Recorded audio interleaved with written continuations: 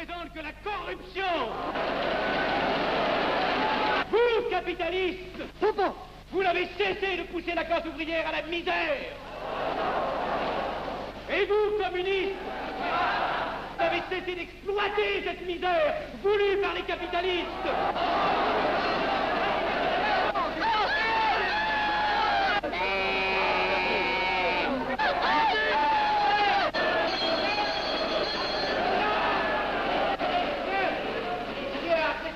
Et vous tous, parlementaires, désuets et périmés, n'insultez pas le parlementarisme.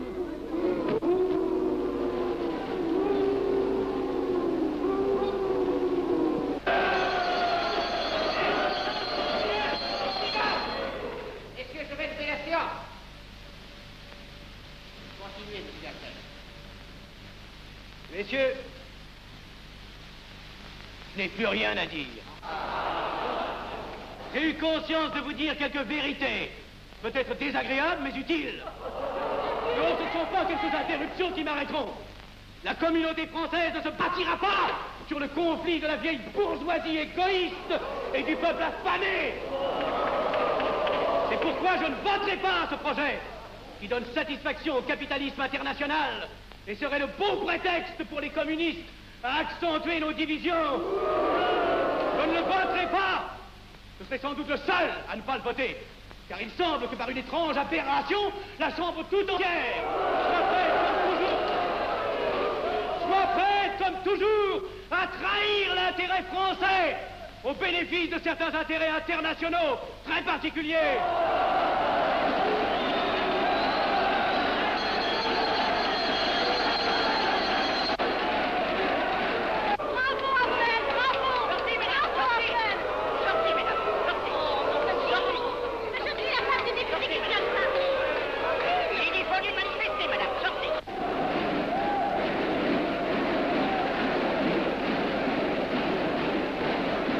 Il a du courage, ce petit Afnel.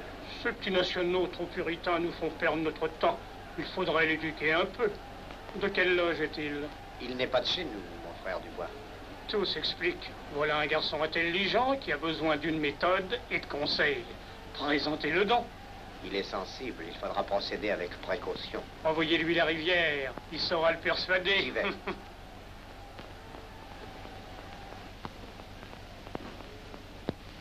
Mon cher vénérable, nous avons un service à vous demander. Enfin, dis donc, je vous suis tout dévoué. Le jeune Afnel qui vient de parler assez brillamment devrait subir les épreuves de l'initiation. La maçonnerie lui apporterait beaucoup et le disciplinerait. Ne croyez-vous pas?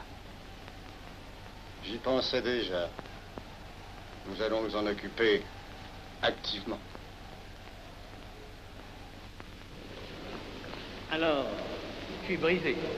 Comment avez-vous trouvé mon discours? Excellent. Vous leur avez dit de fort bonnes vérités. Ouais, ça n'a pourtant servi à rien, ils ont voté le projet. Ça ne sert jamais à rien de dire la vérité. Les gens n'aiment pas la vérité. Ils préfèrent de bon coup les mensonges. Vous êtes cynique. Non. J'ai une certaine expérience politique, déjà ancienne. À propos, voulez-vous venir un peu avec moi? J'ai quelque chose à vous dire. Volontiers.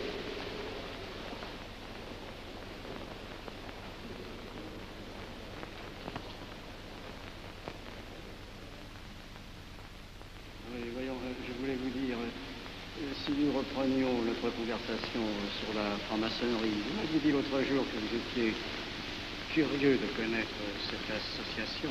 Ah oui, on en dit tantôt du bien, tantôt du mal. Je vous avoue que je n'aime pas beaucoup les sociétés secrètes. Ah, la franc-maçonnerie n'est pas une société secrète. C'est une société discrète. Pourquoi éprouves-tu tant de répugnance à me voir entrer dans la franc-maçonnerie? Cette association me semble suspecte. Il ne doit y avoir que des arrivistes là-dedans. Non, voyons, ce sont peut-être aussi des braves gens animés d'un idéal sincère. Le texte qu'ils m'ont donné est rempli de bonnes idées. Tu me diras que ce n'est qu'un programme affiché à l'entrée, mais il me paraît loyal. Tu es un honnête homme, mon chéri. Mais tu as un grand défaut. Ah, et lequel? Tu ne vois jamais le mal. Tu imagines que les autres sont bons comme toi-même. C'est pourquoi tu as toujours des déceptions. N'importe, je suis décidé à tenter cette expérience. Alors fais-la. Je souhaite me tromper. Quand dois-tu te présenter chez ces gens? Mercredi. Déjà.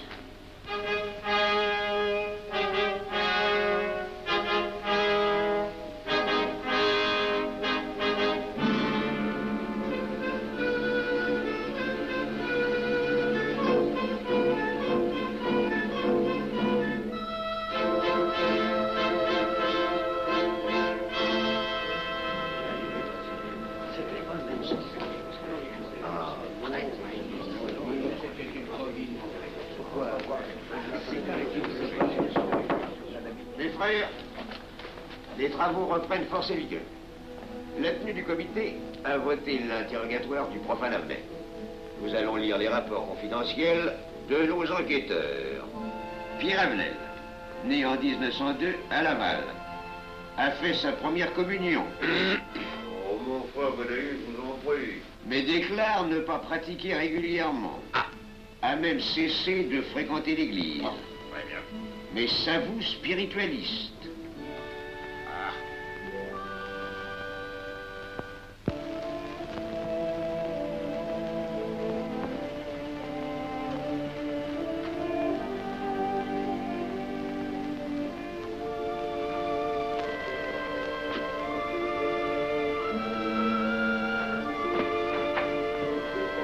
Monsieur, voulez-vous me citer? Permettez-moi de vous bander les yeux. Mes frères, le profane Avenel, qui nous est recommandé par notre frère Gainsbourg, vice-président de la Chambre, est député. Cela ne nous impressionne pas. Nous devons surtout examiner ce qu'il pourra apporter à la franc-maçonnerie. Il nous faut des gens qui servent notre ordre et contribuent à sa puissance. Pour l'instant, il paraît afficher des idées nationales un peu trop absolues. Mais enfin, je voudrais vous prévenir d'une chose. Comme il est de notre intérêt de tenir en main un grand nombre de parlementaires, il vaudrait peut-être mieux ne pas lui poser des questions qui pourraient le choquer. On nous le signale comme assez sensible sur les questions spirituelles ou religieuses.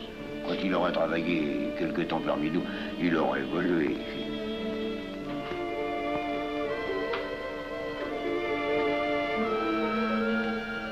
Et voilà, le silence le plus absolu, mes frères. Qui frappe ainsi régulièrement à la porte du temple? C'est un profane qui demande à être interrogé, vénérable maître. Faites entrer le profane.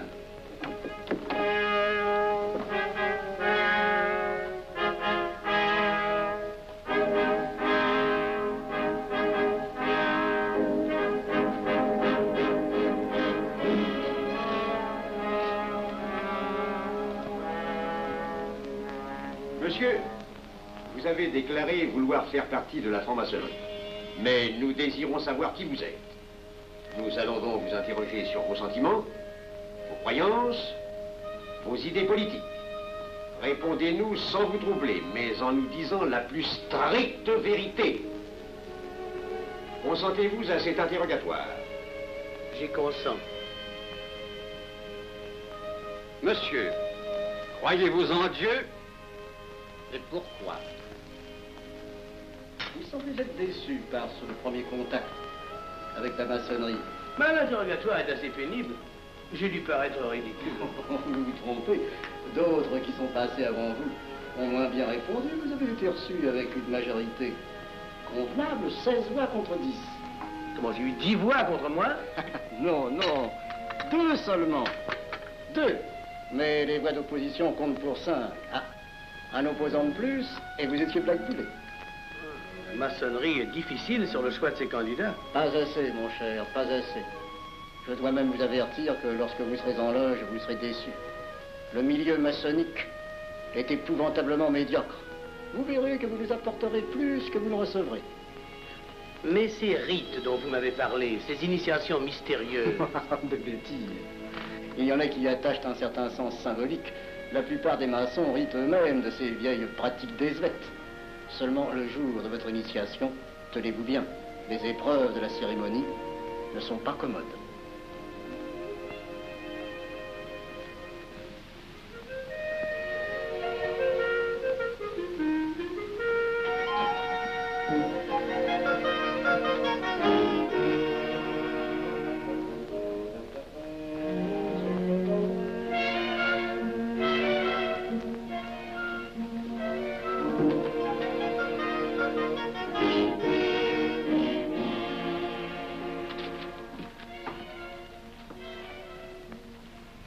Bon.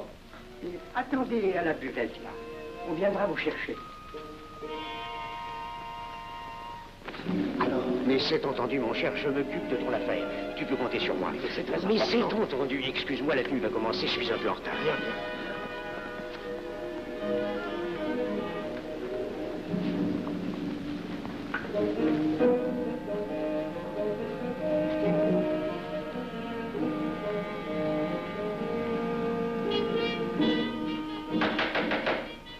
Prenez place, mes frères, nous allons ouvrir les travaux. Mon frère Durand, veuillez prendre place à l'ordre.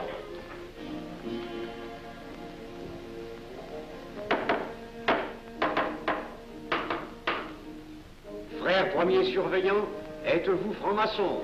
Mes frères me reconnaissent comme tel, vénérable maître. Frère second surveillant, quel âge avez-vous? 3 ans, vénérable maître. Frère premier surveillant, quel est le premier devoir d'un surveillant en loge? Vénérable maître, c'est de s'assurer que le temple est couvert. Veuillez vous en faire assurer par le frère couvreur.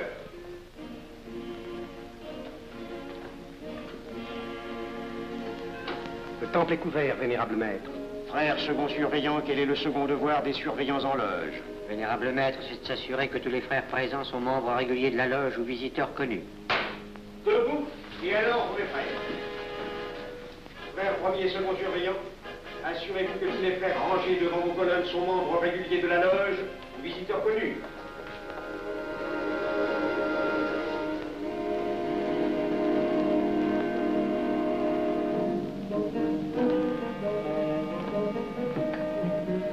Vénérable maître, les frères qui décorent l'une et l'autre colonne sont membres réguliers de la loge ou visiteurs connus.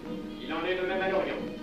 Frère premier surveillant, à quelle heure les francs-maçons repèrent-ils leurs travaux? À midi, vénérable maître. Quelle heure est-il, frère second surveillant? Il est midi, vénérable maître. Puisqu'il est l'heure du travail, frère premier et second surveillant, invitez les frères de vos colonnes à se joindre à vous et à moi pour ouvrir les travaux de la respectable loge des enfants de l'univers Orient de Paris, au grade d'apprenti, en la forme accoutumée. À moi, mes frères, par le signe, la triple batterie et l'acclamation.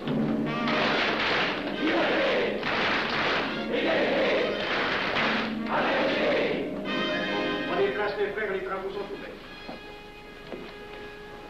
Mes frères, l'ordre du jour appelle l'initiation du profane Avenel. L'atelier a voté dans une précédente tenue la mission du dit profane. Nous allons donc ce soir le recevoir solennellement. Mon frère couvreur, veuillez aller chercher le profane Avenel qui a écrit son testament philosophique dans le cabinet de réflexion.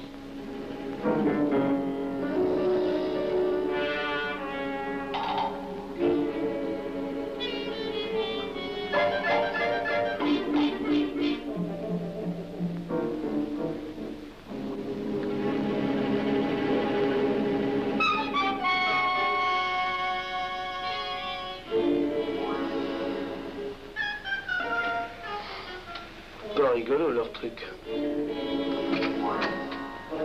Monsieur, veuillez me suivre.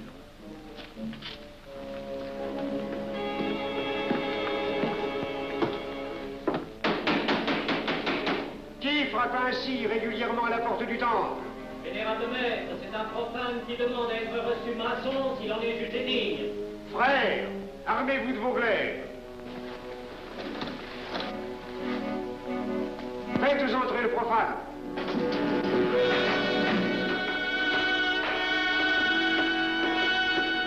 Laissez-vous, monsieur.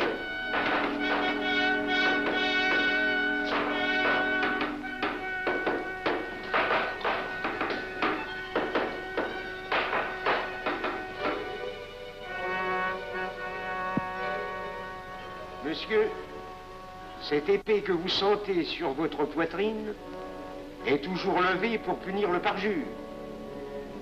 Elle est le symbole du remords qui déchirerait votre cœur si vous deveniez traître à la société dans laquelle vous voulez entrer. Est-ce de votre propre volonté, en pleine liberté, que vous vous présentez parmi nous? Oui. C'est une institution qui ne procède que d'elle-même. Elle prend sa force dans la raison. Persistez-vous toujours dans vos intentions? Êtes-vous bien déterminé à vous soumettre aux épreuves, quelles qu'elles puissent être? J'y consens. En ce cas, confiez-vous à la main qui va diriger vos pas. Mais comme il serait imprudent de s'imposer des obligations dont on ne connaîtrait pas l'étendue, il est de la sagesse de cette respectable assemblée de vous dire quels seront vos devoirs si elle vous admet dans son sein. Le premier est un devoir absolu de secret sur tout ce que vous pourrez entendre et découvrir parmi nous, ainsi que sur tout ce que vous verrez et saurez par la suite.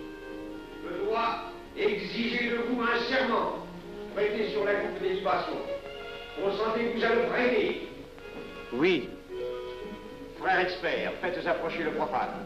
Et vous, maître des cérémonies, apportez la coupe des serments. Présentez la coupe au profane.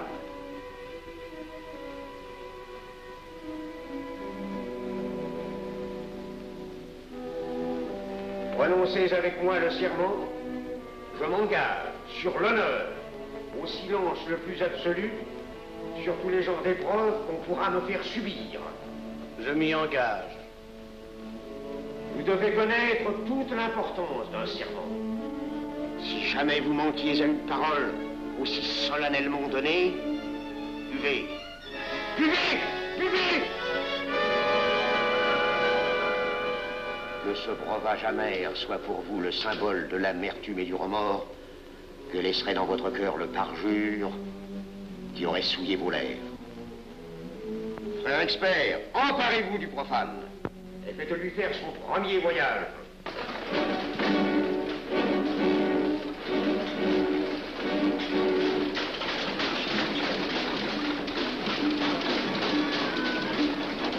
Voilà, c'est un profane qui demande à être reçu maçon. Comment ose-t-il l'espérer? C'est qu'il est libre et de bonne mœurs. Puisqu'il en est ainsi, qu'il passe.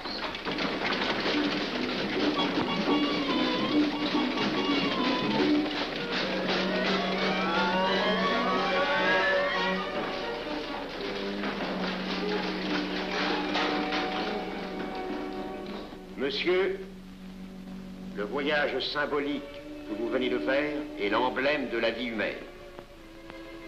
Le bruit que vous avez entendu figure les passions qui l'agitent. Les obstacles que vous avez rencontrés peignent les difficultés que l'homme éprouve et qu'il ne peut vaincre ou surmonter que grâce à l'aide qu'il trouve dans ses semblables. Frère expert, faites faire le deuxième voyage.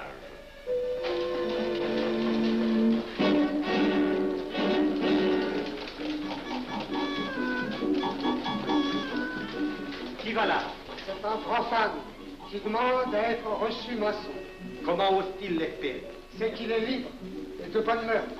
Puisqu'il en est ainsi, qu'il passe et qu'il soit purifié par l'eau.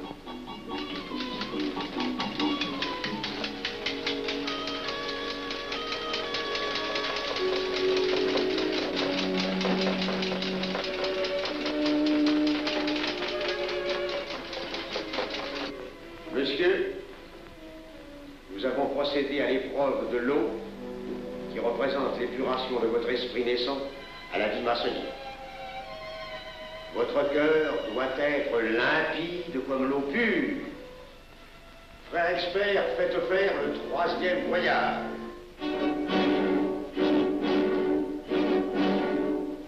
Qui va là? C'est un profane qui demande à être reçu maçon. Comment ose-t-il l'espérer? C'est qu'il est libre et de bonne mœurs.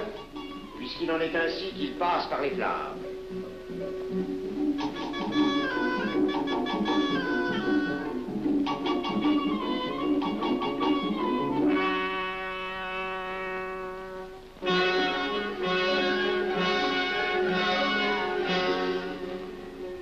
Monsieur, les flammes dont vous avez été environné ont achevé vos épreuves.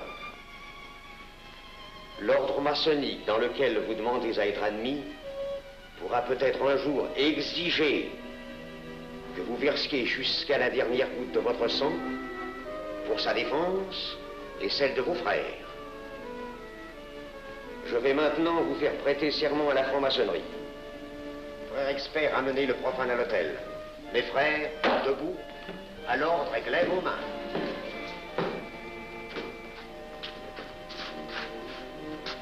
Moi, Pierre Avenel. Moi, Pierre Avenel. De ma propre et libre volonté. De ma propre et libre volonté. En présence de cette respectable assemblée de maçons. En présence de cette respectable assemblée de maçons. Je jure et promets solennellement. Je jure et promets solennellement. De ne jamais révéler aucun des mystères de la franc-maçonnerie qui vont m'être confiés. De ne jamais révéler aucun des mystères de la franc-maçonnerie qui vont m'être confiés.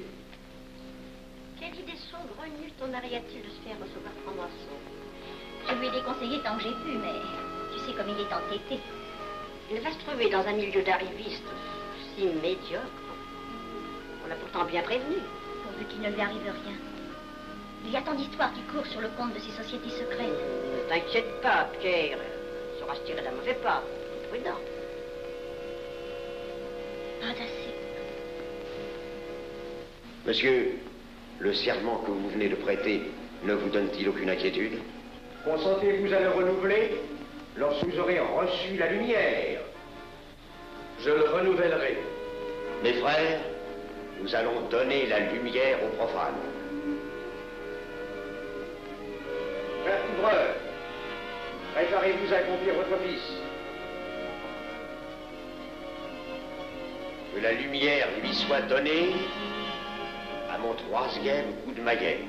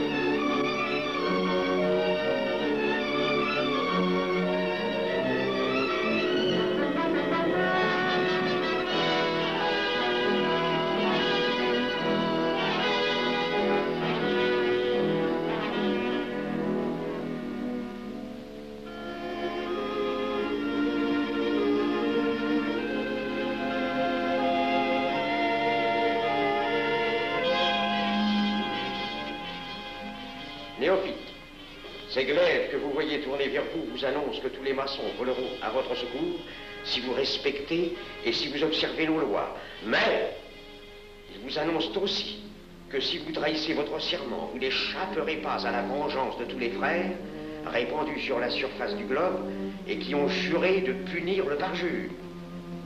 Le jurez-vous, mes frères? Nous le jurons.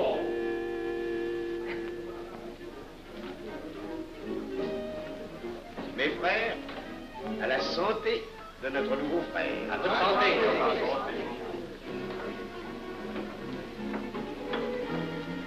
Mon très cher frère, qu'est-ce que vous pensez de cette soirée? Eh bien, c'est curieux. Cette cérémonie est très impressionnante. Mon cher frère, pourrais-je vous laisser ma carte au cas où vous auriez besoin de mes services? Je vends de tout. De la bonneterie, des chaussures, du savon à des prix invraisemblables. Tu permets, mon cher Lévi-Stein? Je t'en prie. Mon frère Avenel, nous allons bientôt vous mettre à contribution. Oui, un de nos amis de notre loge voudrait un bureau de tabac. Le Grand Orient est submergé de demandes en ce moment. Avec vous, ça ira peut-être un peu plus vite. Volontiers. Je vous remercie. Ah, dans quelque temps, je vous parlerai aussi d'une autre affaire. Depuis plusieurs années, j'ai droit à la Légion d'honneur. Je ne m'en suis jamais occupé, je n'ai pas voulu déranger nos amis pour ça. On leur demande déjà tellement de choses, n'est-ce pas? Vous m'aiderez? À votre service. Merci beaucoup. Alors, au revoir. Ah non, pas comme ça.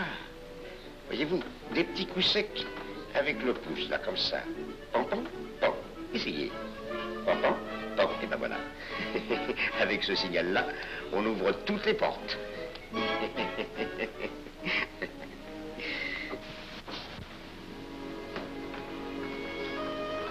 Alors, content? Bon. Tu as l'air contrarié. Oh non. Déjà déçu? Pas encore. Tu me raconteras la séance. Ah, j'ai juré de ne rien dire. Même à moi? Écoute, c'était pas ridicule. C'était étrange.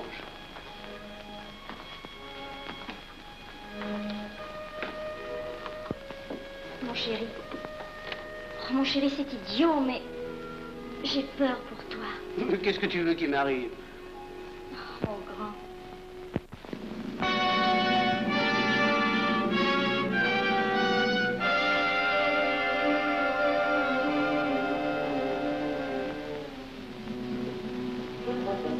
Mon très cher frère Avenel, vous êtes député. J'ai un service à vous demander. Tous les détails sur la bureaucratie. Mon très cher frère, si vous pouviez m'obtenir cette place, vous me feriez plaisir. Mon cher, donnez donc un coup de téléphone au préfet, qu'il m'ôte cette contravention. Demandez la liberté, le scandale fascinateur. Mon très cher frère Avenel, j'ai besoin d'un bon témoin de moralité dans un procès. C'est un de nos frères qui passe en correctionnel. Il est bien un peu coupable, mais avec un peu d'appui. Et pour manifester cette solidarité maçonnique, je suis sûr que vous voudrez bien vivre. L'arrestation du banquier Charles Lévy. Le crime des banques coopératives. Un nouveau scandale financier. Il faut l'exclure, c'est une fripouille. Oui, évidemment, c'est une fripouille, mais puisque personne ne le sait, nous pouvons le garder parmi nous. Non!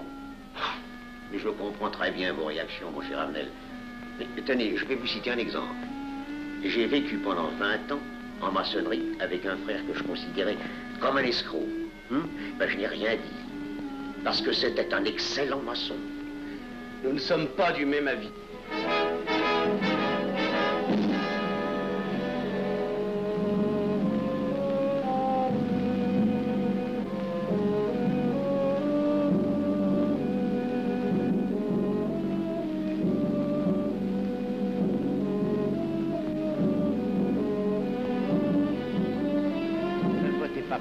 Pourquoi? C'est un adversaire de la maçonnerie. Et son projet est excellent. Qu'importe, il nous dessert. Vous n'avez pas l'air de mon être. Non. Non, non et non, je ne ferai pas ce que vous voulez. Un vous demande de vous conformer à la discipline républicaine. La discipline républicaine et maçonnique. Je sais ce que c'est, allez, c'est une canaillerie. Mon frère, ne laissez pas vos paroles dépasser votre pensée. Oh, ne croyez pas que je suis en colère, non, j'ai tout mon sang-froid, au contraire. Et c'est pour ça que je ne voterai pas cette loi unique.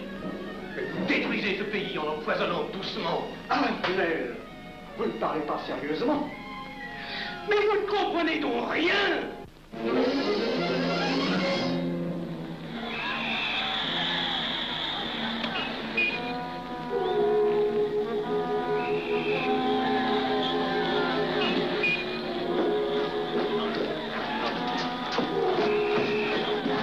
Que se passe-t-il? Regardez. Mais calmez-vous, mon vieux. Ce n'est rien. Rien.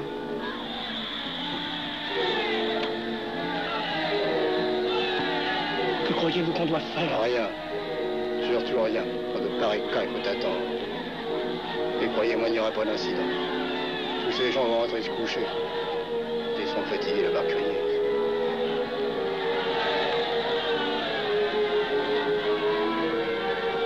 Qu'en pensez-vous, Avenel? Je voudrais être avec eux, place de la Concorde. Vous ne parlez pas sérieusement? J'ai pas envie de rire.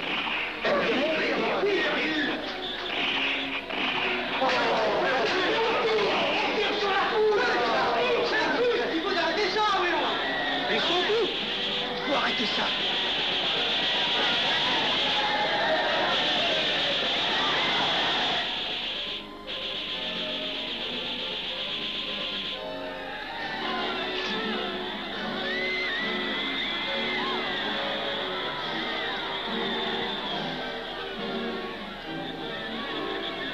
Que faire? Trop tard. On tire encore. Il faut feu.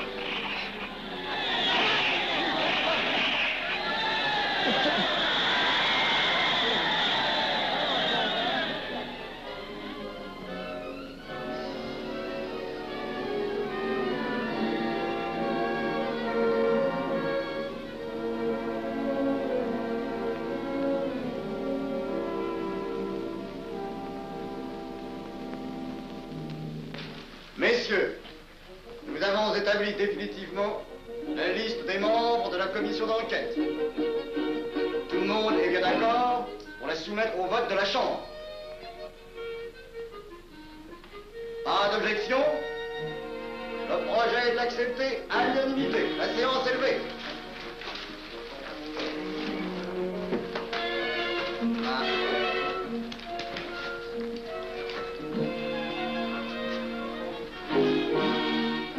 Vous pensez que ça va marcher?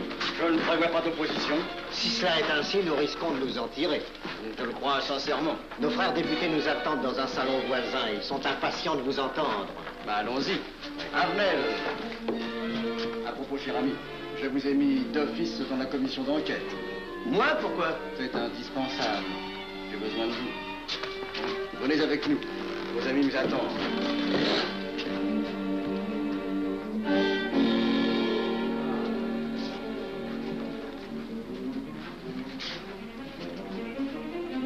Mes frères, puisque nous sommes entre nous, je puis vous dire bien confidentiellement que nous allons traverser ces événements graves sans trop de dommages.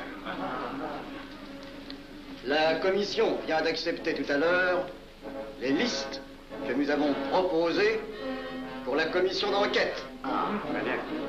Beaucoup de nos adversaires en font partie, mais dans l'ensemble, les maçons sont encore en majorité. Rassurez-vous donc, ni la République ni la maçonnerie ne sont perdues. Elles ont traversé une crise grave. Elles sortiront renforcées de cette épreuve. Merci.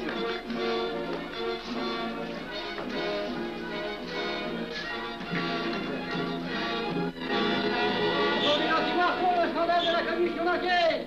Demandez l'anti-Marfond, le scandale de la commission d'enquête.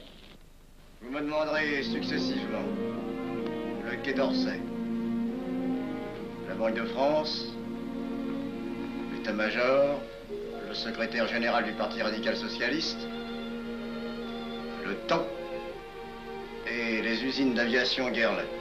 Bien, monsieur.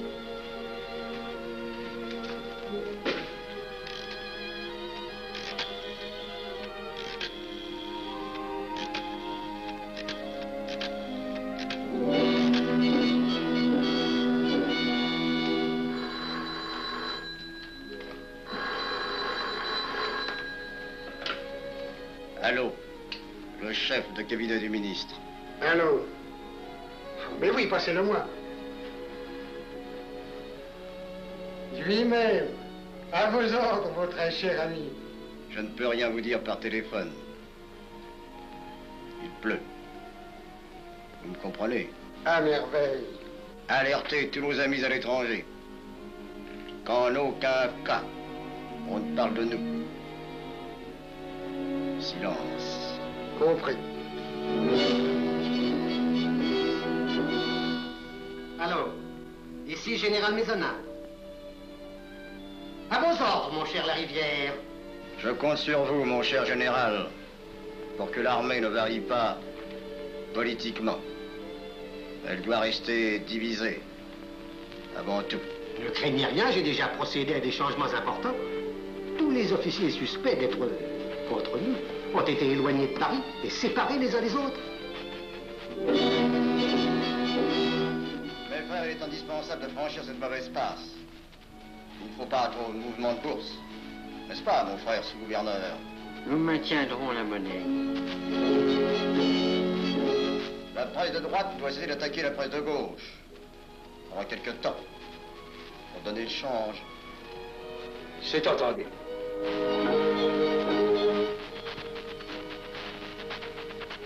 Les partis de gauche doivent faire entente avec ceux du centre. Et ceux de l'extrême gauche. De la sorte, nous contrôlons le peuple. Bloc populaire. Mieux. Front populaire. Bien. Quant à vous, mon cher Garlet, j'ai reçu ce matin une communication de l'étranger.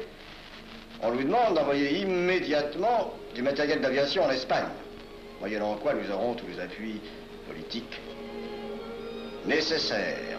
Même nos prototypes. Surtout nos prototypes. Ne croyez-vous pas que ce serait dangereux pour notre défense nationale? Faites ce que je vous dis.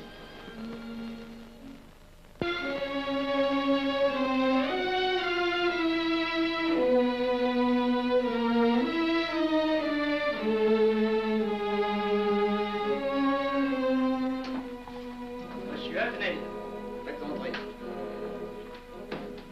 Ah, bonjour, cher ami. Comment on va? Bien, merci. Ah, je vous ai fait appeler. Que se passe-t-il? On ne vous voit plus. Vous le boudez? Oh non. Cigarette. Non, merci.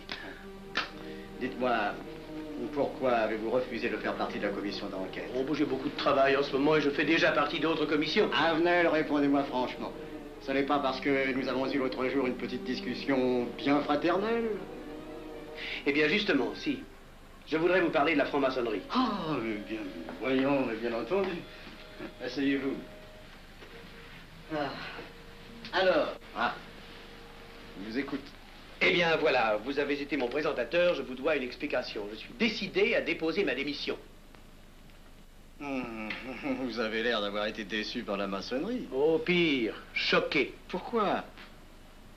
Mais confessez-vous, mon vieux. Vous ne serez pas le premier maçon qui m'aura ouvert son cœur. Qu'est-ce qu'on vous a fait? Mais à moi, personnellement, rien. Mais je trouve ce milieu maçonnique... pourri d'arrivistes écœurants. Je vous l'accorde. Ah, ben, je ne vous le fais pas dire. Oh, croyez-vous que je sois dupe? Ben, alors je ne comprends pas. Tant de vertus affichées sur le programme à la porte. Tant de mystères à l'intérieur pour ne cacher que ces petites combines, ces appétits de comitards. Je m'attendais à trouver des hommes dévoués, sinon supérieurs. Au lieu de ça, je n'ai rencontré que des quémandeurs de bureaux de tabac ou de décoration. Ou alors des fripouilles qui cherchaient à m'utiliser pour échapper à des condamnations. En dehors d'eux, des phraseurs, des sectaires, ignorant tout, ne connaissant rien de l'histoire de leur pays, rien de l'histoire du monde, rien de la politique, rien de la philosophie, rien. Ah, des cerveaux vides, mais des dents longues et des langues folles. Et c'est cela qui gouverne la France. Quel grade avez-vous maintenant? J'ai été initié à la maîtrise il y a peu de temps. Eh bien, si vous avez le courage de vivre encore quelques années dans la médiocrité des ateliers bleus, vous passerez ensuite aux ateliers supérieurs. C'est mieux? C'est autre chose. Voyons, vous êtes 33e, n'est-ce pas? C'est le grade le plus haut dans la maçonnerie. Mon petit Avenel, je vais vous révéler, quoique je ne le doive pas, ces fameux secrets maçonniques dont on fait tant de mystères. En maçonnerie, on cache tout aux petites gens. En bas, vous ne savez rien. En haut, vous commencez à voir un peu plus clair dans le jeu mondial. Moi-même, je ne suis pas totalement éclairé sur les intentions des dirigeants de notre ordre. Et quand je dis dirigeants, je me trompe. Il n'y a pas de chef chez nous. Il n'y a que des exécutants. Je suis un pion sur un échiquier, j'accomplis une fonction. Je reçois des messages. J'obéis. Je transmets. J'agis. Mais qui dirige? Personne. C'est beaucoup plus compliqué et simple en même temps qu'on ne pense. Qu'est-ce que la maçonnerie? Des groupes d'hommes qui se sont réunis aux quatre coins de l'univers pour enserrer le monde dans un réseau aux mailles infranchissables. Nous sommes 50 000 en France, 500 000 en Angleterre, 3 millions en Amérique, c'est peu. Mais c'est énorme, parce que nous formons un bloc uni d'une seule volonté. Nous rayonnons partout, nous commandons partout. Ici, 300 parlementaires sont francs-maçons. En Angleterre, le roi fait partie de notre ordre. Aux États-Unis, le président est 32e. Il n'y a pas un pays où nous n'ayons nos appuis secrets, nos hommes, nos banques, nos groupes dévoués.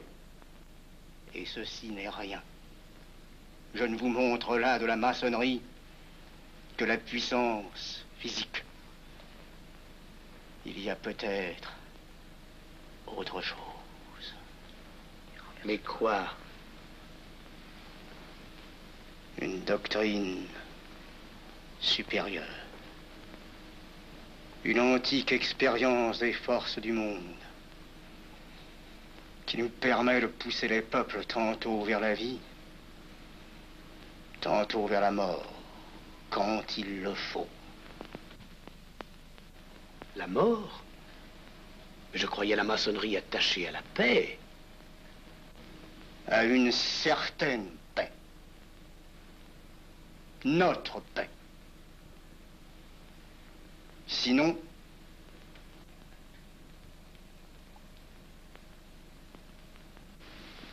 alors, cette démission? Je vais réfléchir.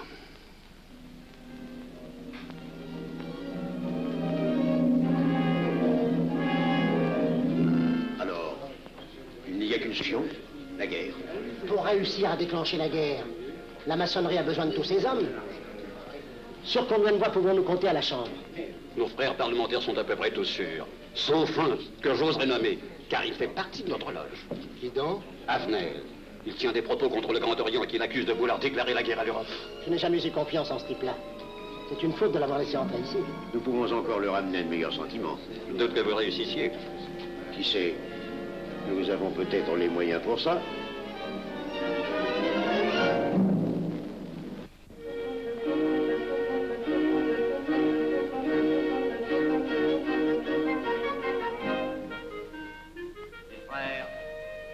L'aviation allemande n'a pas d'appareil. Plus de 2000 accidents d'avion l'année dernière en Allemagne. La ligne Siegfried est à peine construite. Les tanks allemands marchent difficilement. Un détail entre autres qui m'a été rapporté par un de nos frères. Quand leurs tanks sont entrés à Vienne, on s'est aperçu que certains d'entre eux étaient en carton et montés sur des hautes bicyclettes. Croyez-moi, mes frères, il nous serait facile d'abattre le national-socialisme dont les exigences sans cesse accrues deviennent intolérables. Et libérer ainsi nos frères réduisent à l'esclavage. Jamais nous n'avons été plus près. En 15 jours, nous réglerions le sort de l'Allemagne. Notre loi régirait l'Europe définitivement. Notre victoire est sûre. C'est faux. C'est faux. Silence. Ce que dit cet homme est faux. Mon frère, je vous rappelle alors, vous n'avez pas la parole. Je le sais. Je suis député et membre de la commission de la défense nationale. Je ne peux pas laisser se prolonger un discours aussi manifestement erroné. L'appréciation de monsieur, de notre frère, Liechtenstein. Oui, si vous voulez. Sur l'état de l'armée que possède l'Allemagne sont des mensonges. Et ajouter foi serait de la stupidité. Mais pourquoi vouloir une guerre entre l'Allemagne et la France? Mon frère, vous n'avez pas la parole. Peu m'importe. Mais je tiens à dire qu'aucun motif réel de conflit ne peut être invoqué. Vous le direz tout à l'heure, après l'exposé de notre frère. Non, je le dirai immédiatement, avant d'entendre des stupidités bellicistes. Oh. Mais vous tous, maçons, vous poussez à la guerre.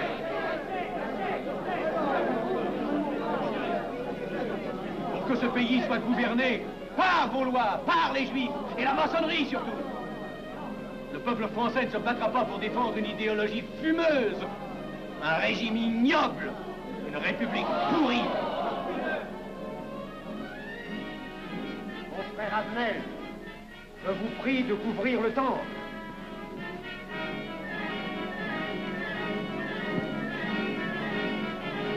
Vous êtes tous des menteurs et des faussaires. Tout chez vous n'est qu'une sinistre comédie.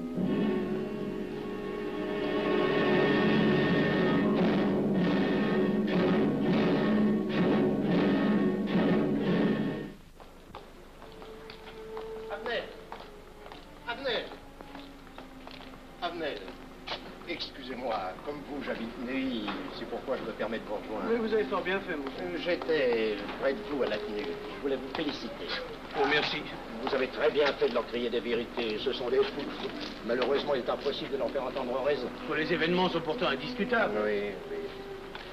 Dites-moi, j'ai des documents confidentiels sur l'action actuelle de la maçonnerie qui peut-être vous intéresseraient. Des documents? Oui, oui, des documents. Vous êtes député, il serait utile et urgent que je vous les communique. Mais je crois bien, où sont-ils? Chez moi, pas très loin d'ici. Si vous avez quelques minutes. Et volontiers, allons. Alors, qu'est-ce qu'on décide? Pétard ou couteau? Le couteau, ça fait moins de bruit. Attention, les voilà.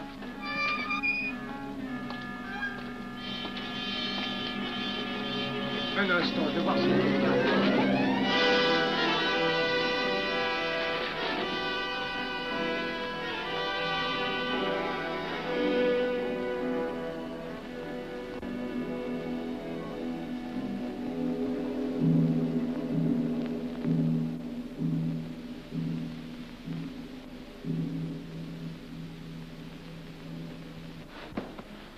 t'inquiète pas, mon chéri. Tu guériras vite. Le docteur a dit maintenant que tu étais sauvé, à condition d'être sage.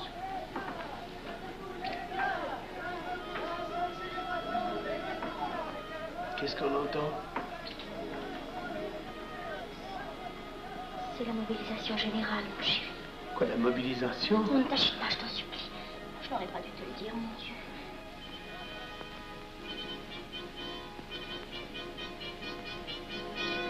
T'en fais pas, mon chéri. Tu reviendras vite.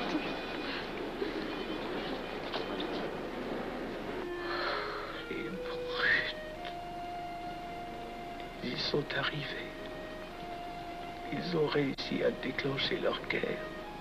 Oh, ne bouge pas. Tes plaies sont à peine fermées.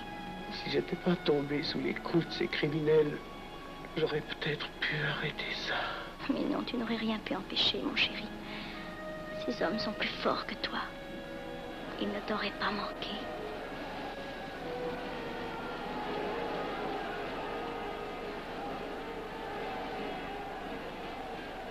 Qu'est-ce que c'est?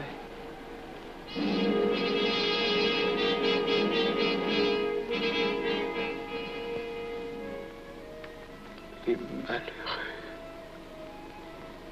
S'ils savaient ce que je sais.